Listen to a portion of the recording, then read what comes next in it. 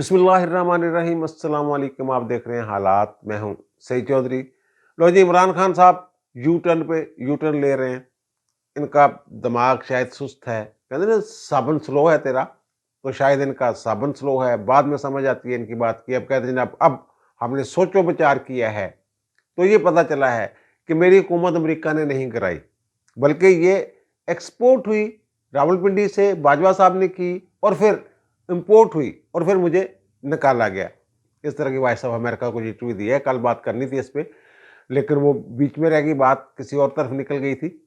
ये मौजू तो था कल का। तो इनके इस बयान से इस बात को छोड़ दें कि अखलाकी तौर पे इनकी सियासत पे क्या असर पड़ा, ये झूठे साबित हो गए और मजीद झूठ इनके सामने आ गए, जो भी कहते रहे। आईनी तौर पर भी खान साहब इस इंटरव्यू के बाद मुश्किल में फंस सकते हैं। और फिर क्या पंजाब में इलेक्शन जो है, जो लाहौर हाई कोर्ट ने हुक्म जारी किया है, उसके मुताबिक 90 दिन के अंदर हो जाएंगे। अगर लाहौर हाई कोर्ट के हुक्म के मुताबिक 90 दिन के अंदर इलेक्शन नहीं होते तो क्या गवर्नर पंजाब के खिलाफ तौहीन अदालत की कार्रवाई हो सकती है। और फिर जो खान साहब ने कहा था कि जनाब मैं तो पंचिंग बैग था, आजकल कमर जवेद बाजवा साहब जो साबिक चीफ ऑफ आर्मी स्टाफ हैं वो पंचिंग बैग बने हुए हैं। और इमरान खान साहब को जल्दी क्यों है? ये इमरान खान कोई पागल नहीं है, इनको जल्दी क्यों पड़ी हुई है कि जनाब ये फटाफट इलेक्शन हो जाए, कौमी भी और सबाई भी, और दो हुकूमतें एवी बेवकूफ़ी में या जज्बाती होके तो नहीं तोड़ी होंगी ना इन्होंने। इसके पीछे उनके जहन में कुछ चल रहा होगा ना, वो हमने कोशिश की है कि पता चलाएं कि खान साहब इतनी जल्दी में क्यों हैं। और फिर परवेज़ इलाही साहब की फैमिली के गिर्द भी घेरा तंग हो रहा है और उनकी मुबैना तौर पे जो दूसरी अहलिया हैं उनके खिलाफ FIA ने मनी लॉन्ड्रिंग के इल्ज़ाम में मुकदमा दर्ज कर लिया है। वो मुकदमा क्या है उसकी तफसीलात भी हम आपके साथ शेयर करेंगे, लेकिन इससे पहले यार मैं शहबाज गिल के हवाले से बात करना चाह रहा था। शहबाज गिल साहब इनके चीफ ऑफ स्टाफ थे, आपको पता है। पहले अब शिबली फराज हैं, इससे पहले वो थे। और फिर वो एक उन्होंने इंटरव्यू दिया जिसमें फ़ौज को उकसाया, फिर मुकदमा दर्ज हो गया। फिर खान साहब ने कहा कि उनके साथ बड़ी ज़्यादती हुई है, ज़्यादती की तफसीलात भी उन्होंने किसी हद तक बयान की थी। और जटाना मुंडा तो फिर मुंह दिखाने जो कहने रहा। अब उन्होंने दाढ़ी भी रख ली है। अब पहले वो 27 पिंडों के मालक होते थे, अब वो कहते हैं जनाब मैं एक मिडिल क्लासिया हूँ। और फिर वो गिले शिकवे भी कर रहे हैं कि जनाब मिडिल क्लासिया इसलिए मेरे पीछे कोई नहीं आता। ट्वीट करते हैं हाई कोर्ट में पेशी है, किसी और अदालत में पेशी है, तो जनाब बंदा ही कोई नहीं जाता। पहले इनको उनका नाम इस्तेमाल करते हैं कि जनाब ये देखें आदम स्वाति के साथ ये ज़्यादती होगी, इनके साथ ये ज़्यादती होगी, लेकिन उनके दरवाजे उनके लिए नहीं खोल रहे हैं। ये बड़ी दुख की बात है कारकुनों के हवाले से, ख़ास तौर पे जो शहबाज गिल की सतह के लोग हैं, किसी की मोहब्बत में गिरफ्तार होके और जिस तरह की बड़कें वो मारा करते थे और जिस तरह की ज़ुबान इस्तेमाल करते थे, ज़ाहिर है उनके साथ किसी को हमदर्दी नहीं हो सकती उस वक्त, लेकिन अब उनके साथ जो हो रहा है तो मुझे तरस आ रहा है उनके ऊपर। यानी शहबाज गिल जो साहब हैं, ये उन लोगों को इबरत पकड़नी चाहिए जो शहबाज गिल बनने की कोशिश कर रहे हैं PTI में। इमरान खान की मोहब्बत में जो बड़के मारते हैं, जो सोशल मीडिया पे बड़े एक्टिव हैं, उनको सबक सीखना चाहिए जो शहबाज गिल के साथ ये लोग कर रहे हैं।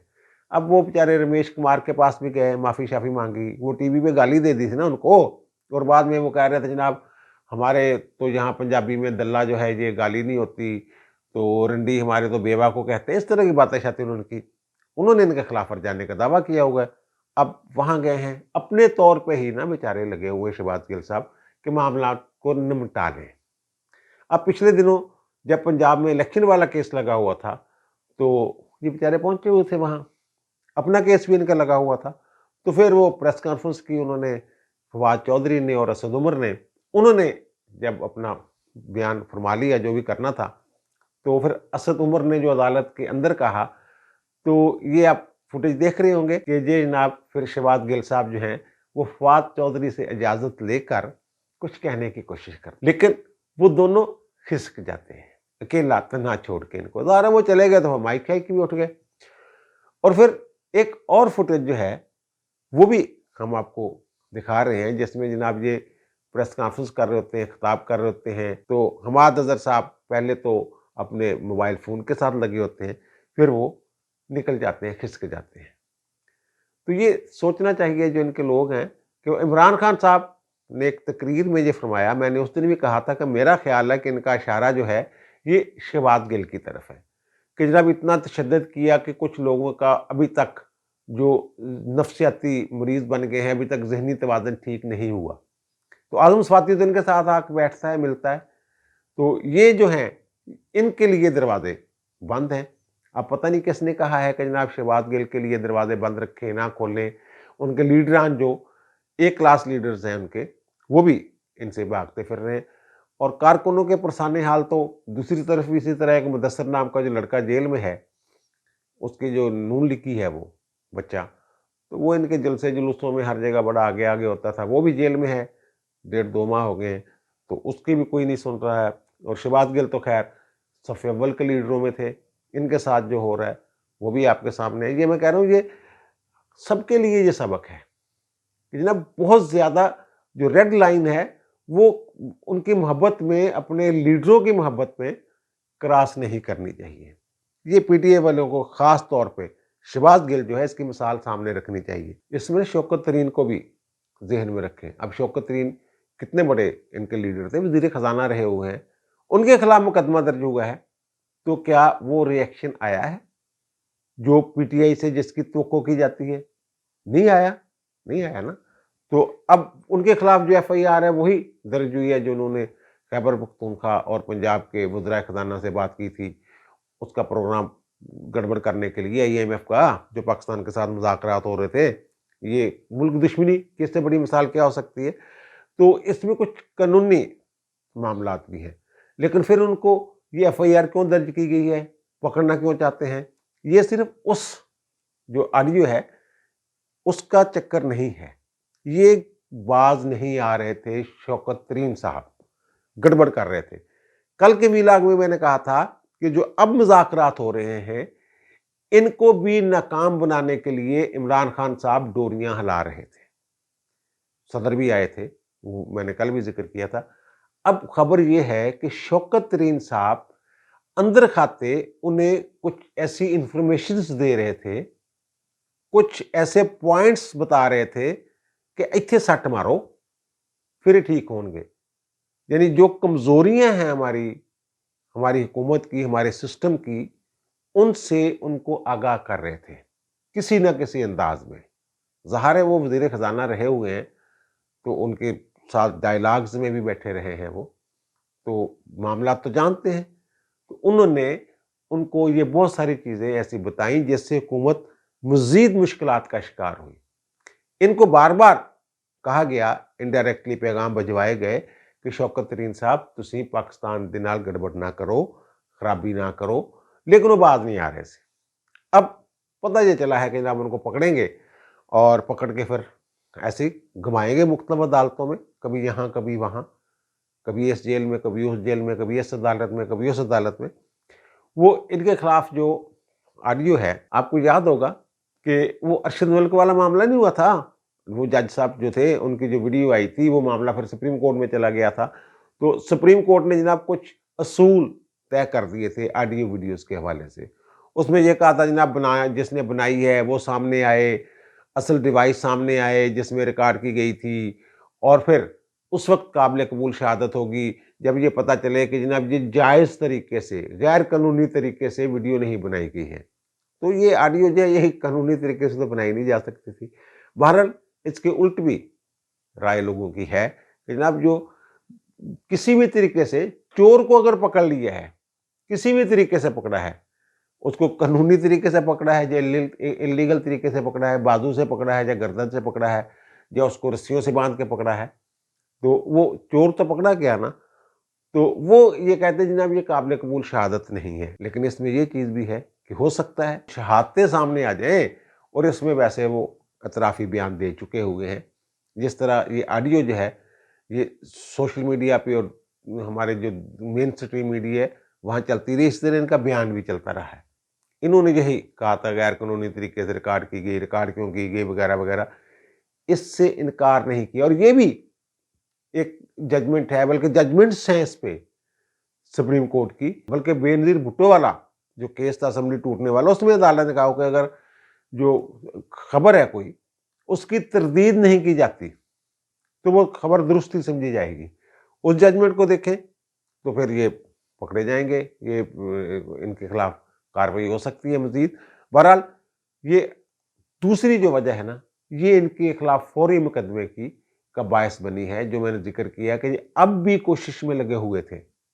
یہ عمرانی ٹولہ جو ہے، اس کو صرف ایک ان کا مقصد ہے کہ موجودہ حکومت کو ناکام، نااہل اور نکھٹو ثابت کر دینا کہ جناب دیکھیں دیوالیہ ہو گیا ملک۔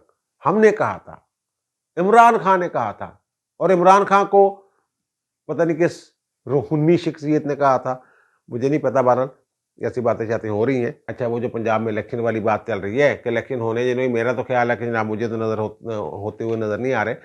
تو بہرحال ہائی کورٹ نے حکم دیا الیکشن کمیشن کو، الیکشن کمیشن نے اپنا اجلاس جلوس بلایا، اور انہوں نے پھر ایک خط لکھ دیا گورنر پنجاب کو کہ جناب ہم آپ کے ساتھ مشاورت کرنا چاہتے ہیں، ہائی کورٹ نے آرڈر دے دیا ہوا ہے، تو 14 تاریخ کو رکھ لیں، ہم میٹنگ شیٹنگ کر لیتے ہیں۔ تو گورنر نے بھی ان کو خط لکھ دیا جواب بھی، جناب ٹھیک ہے جناب 14 کو آ جائیں، میٹنگ شیٹنگ کر لیتے ہیں، آپ اپنے بندے بھیج دیں، اور پھر جو چیف سیکرٹری پنجاب اور آئی جی پنجاب ہیں یہ بیٹھیں گے، وہ بیٹھ کے انہوں نے وہی چیزیں بتانی ہے نا جو پہلے خط لکھے تھے، وہی باتیں ہونی ہے نا۔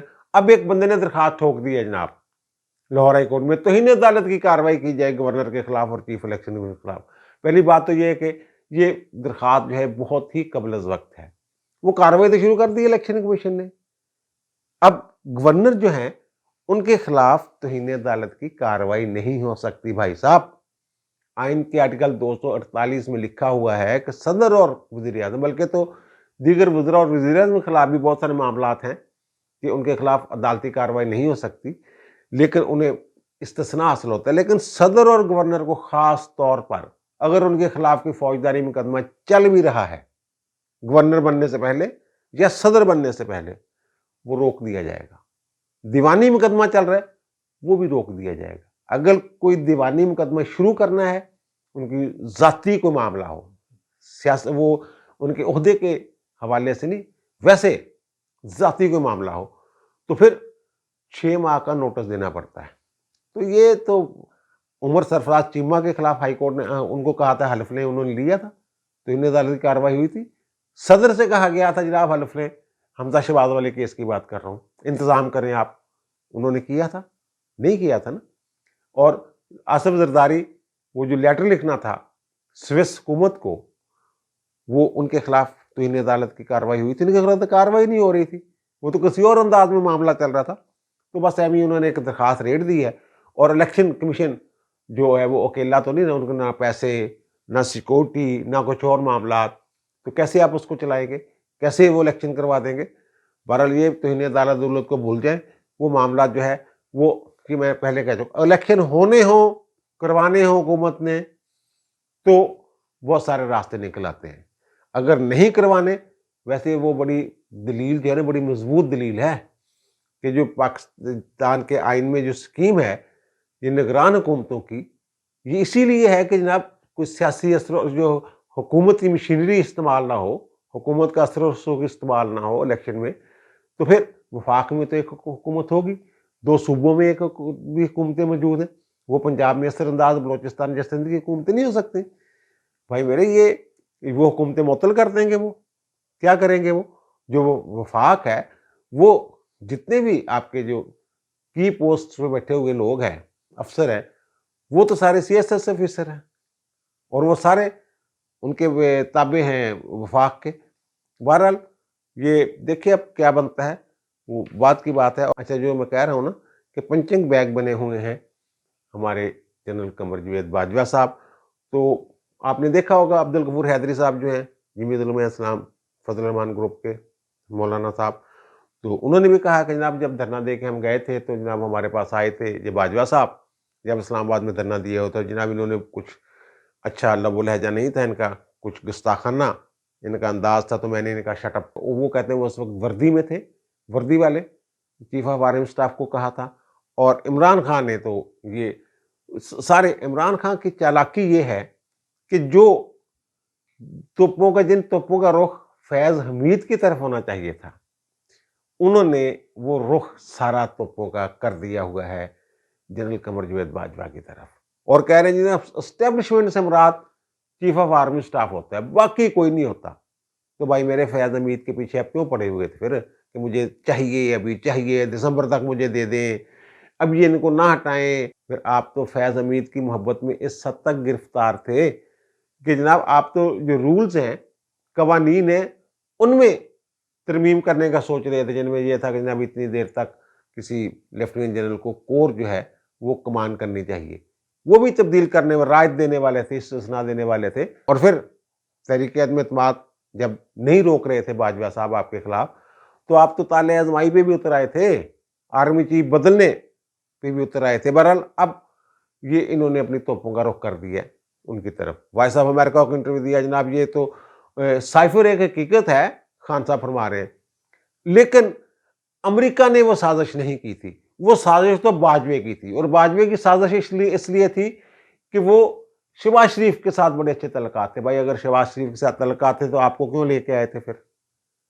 یہ بھی تو سوچے نا، آدھی بات کرتے ہیں خان صاحب اور ان کے مقلدین یقین کر لیتے ہیں۔ اور پھر ڈونلڈ لو اور ہمارے جو سفیر تھے ان کی بات ہوئی، وہ ایک حقیقت ہے، لیکن سازش یہاں کی ہی تھی، امریکہ کے ساتھ ہم اچھے تعلقات چاہتے ہیں، امریکہ کے ساتھ تو ہمارے بڑے معاملات ہیں، ہماری تجارت کا سب سے بڑا ہمارا تجارت کا ٹریڈ پارٹنر ہے، وغیرہ وغیرہ اس طرح کی باتیں۔ اور پھر دوسری ایک اور بات انہوں نے جو کی ہے تازہ ترین، کہ روس کے ساتھ میرے معاملات جو ہے نا، اس کے ساتھ پوٹن کے ساتھ بات ہو گئی تھی تیل کی بات، لیکن جنرل باجوہ نے کام خراب کر دیا۔ جنرل باجوہ نے جناب کہا کہ جناب یوکرائن پہ جو حملہ ہوا ہے اس کی مذمت کر دی انہوں نے، اور میں نے انہیں کہا بھی کہ بھارت مذمت نہیں کر رہا تو آپ کیوں کر رہے ہیں؟ اگر روس نے اتنی بات پہ تیل کا سودا ختم کر دیا تھا تو موجودہ حکومت کے ساتھ وہ سودے بازی کیسے کر رہا ہے پھر؟ یہ خان صاحب وہی خان صاحب ہیں جو کہتے تھے کہ میں تو ان کو نکال دوں گا، کان سے پکڑ کے نکال دوں گا اگر میرا آرمی چیف میری بات نہیں مانے گا۔ اور یہ وہی عمران خان ہے جو 3.5 پونے 4 سال تک ایک پیج کرتے رہے، جناب جو میری بڑی مدد کی، باجوہ جیسا جمہوریت پسند نہیں ہے، باجوہ ٹرو ڈیموکریٹ ہے، اس طرح کی باتیں آپ نے سنی ہوئی نا۔ اب یہ سارا ملبہ جو ہے، اپنی ساری غلطیاں کوتاہیاں جو ہیں وہ ان کے اوپر ڈال رہے ہیں۔ یہ جن کا وائس آف امریکہ کا انٹرویو ہے نا، وہ ان کے لیے مشکلات پیدا کر سکتا ہے۔ آپ کو یاد ہوگا کہ جب ان کے خلاف تحریک عدم اعتماد آئی تھی اور مسترد کی تھی وہ قرارداد جو ہے قاسم سوری صاحب نے، ڈپٹی اسپیکر صاحب نے، تو اس وقت انہوں نے کیا کہا تھا، یہ ذرا سنیے۔ کسی غیر ملکی طاقت کو یہ حق نہیں کہ وہ سازش کے تحت پاکستان کے عوام کی منتخب حکومت کو گرائے۔ میں رولنگ دیتا ہوں کہ عدم اعتماد کی قرارداد آئین اور قومی مختاری و آزادی سے منافی ہے۔ انہوں نے کہا سائفر دکھایا تھا کہ جناب یہ ہے وہ خط، اور اس کی بنیاد پہ انہوں نے یہ رولنگ دی تھی کہ جناب یہ بیرونی سازش ہے، یہ آپ تمام لوگ آئین کے آرٹیکل 5 کی خلاف ورزی کر رہے ہیں۔ آئین کا آرٹیکل 5 یہ کہتا ہے کہ ہر شہری کی یہ ذمہ داری ہے، اس کا بنیادی فرض ہے وطن کے ساتھ وفا، وطن کے ساتھ وفاداری۔ تو وہ کہہ رہے تھے کہ آپ سارے لوگ غدار ہو۔ تو اب یہ ثابت ہو گیا، خان صاحب نے خود اقبال جرم کر لیا ہے، اعتراف کر لیا ہے کہ یہ بیرونی سازش نہیں تھی، بلکہ ہم نے اندر سے یہ گھڑی تھی ریاست کے خلاف ایک، اور آئین کو سبوتاژ کرنے کے لیے۔ اگر آئین کو سبوتاژ کرنے کی بات کی جائے پھر بھائی میرے اسد کیسر بھی پھنسیں گے، صدر صاحب بھی پھنسیں گے، جنہوں نے فوری طور پہ 1 سیکنڈ میں جو انہوں نے ایڈوائس بھیجی تھی اسمبلی توڑنے کی، وہ تو بعد میں سپریم کورٹ نے بحال کی نا، 1 منٹ بھی نہیں لگایا تھا۔ یہ سارے اکٹھے بیٹھے ہوئے تھے، اکٹھے تھے سارے، اور اس میں پھر قاسم سوری تو پھنسنے، پھر عمران خان خود پھنسیں گے، ان کے اور لوگ بھی جنہوں نے یہ منصوبہ تیار کیا، جنہوں نے یہ کہا کہ ہم سائفر پہ کھیلیں گے، آڈیو ویڈیو سامنے آئی، تو وہ سارے لوگ جو ہیں وہ جو کہتے ہیں کہ آرٹیکل 6 تو آرٹیکل 6 اس میں بھی لگ سکتا ہے۔ بہرحال یہ الگ بات ہے کہ کوئی لگاتا ہے یا نہیں لگاتا۔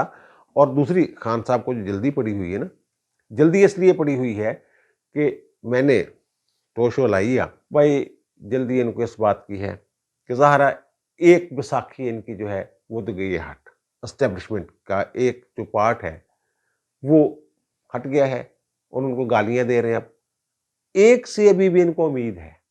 ان کا خیال ہے کہ میری ایک ٹانگ سے میں اگر لنگڑا ہوا ہوں تو ایک بیساکھی کافی ہے. یہ عدلیہ کی طرف دیکھ رہے ہیں.